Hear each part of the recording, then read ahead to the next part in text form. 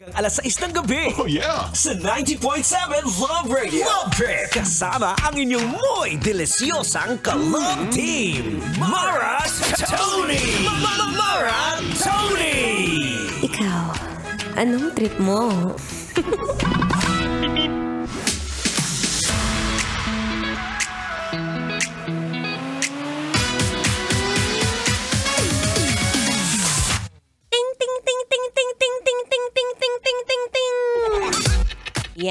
Yan ang tulog ng kutsara o tinidor na pinapatong mo sa isang baso na may lamang powdered orange juice. Tapos ilagay mo pa ng 2 tablespoon ng asukal. Wow! Diabetes! Ay nako, yung katabi mo. Yan ang mga mahihilig sa matamis. Matatamis sa salita na hindi na nadala-dala. Patama agad maratoni, ah.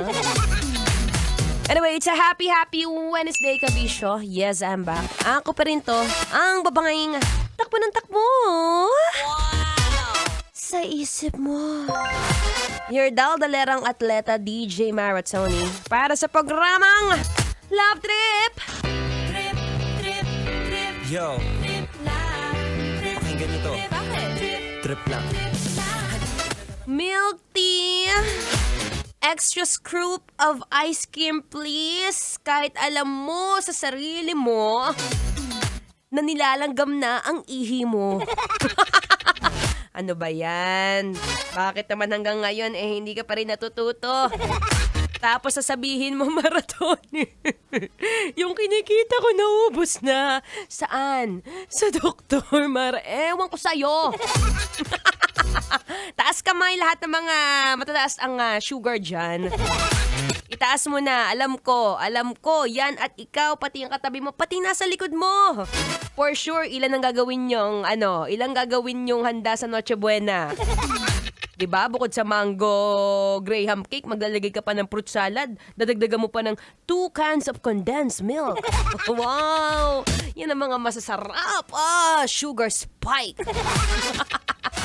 Anyway, kung kailangan mo ng sugar spike, dalhin na lang kita sa mga matatamis kong salita.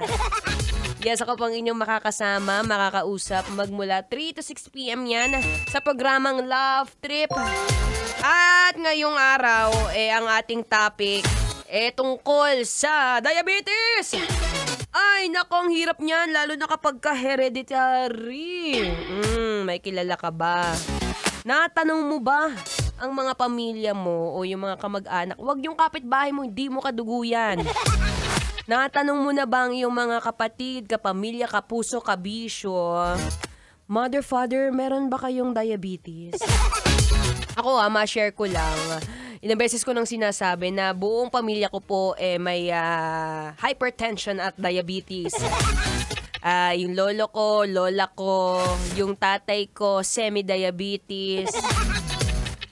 Ang hirap pag ganun kasi parehas kami lahat. Lagi kaming may soft drink sa bahay. Noon. Oo, naalala ko kwento ng lolo ko, no? Yung lola ko raw, kapag ka pumapasok sa opisina, magka-office mate sila. Yung lola ko, lagi raw niyang tinatago yung soft drinks dun sa lagayan ng cabinet niya. Pagkatapos magugulat, bakit ganun pag umuwi yung lola mo, yung ihi niya, nilalanggam? Paano po? Kasi soft drinks. Pagkatapos mag-soft drinks, mahilig magluto, gagawang kakanin. Ay, apakasarap naman. Pero syempre, pag ganyan, prone po tayo sa diabetes. Kaya paminsan-minsan kailangan bawasan. Pero paano nga, Maratoni? Mamaya pag-uusapan natin yan, ha? O kung hindi mo naman siya namana, again, sabi ko nga kanina, kung hindi naman siya hereditary, kung ito mamaya, bago ako bumalik, tanungin mo, chat mo. Chat mo yung mga kamag-anak mo, mother, father, do you have? Do you have diabetes? If they don't, and it all started from you, kabahan ka na, darling. Asya mamaya pag-usapan natin yan. But for now, syempre, kailangan pa bang memorize yan? Basic. Kunin mo na yung baso mo ng ano ba yan? Soft drinks. Kunin mo yung baso mo ng tubig. Ayan. Lagukin mo, ubusin mo. Yan, para naman na mahahydrate ka. Ayan, kita mo yung balat mo, kulubot na. Kulang ka sa tubig, be. Anyway, ako po'y magbabalik maya-maya lamang para sa mga mahilig sa matamis dyan.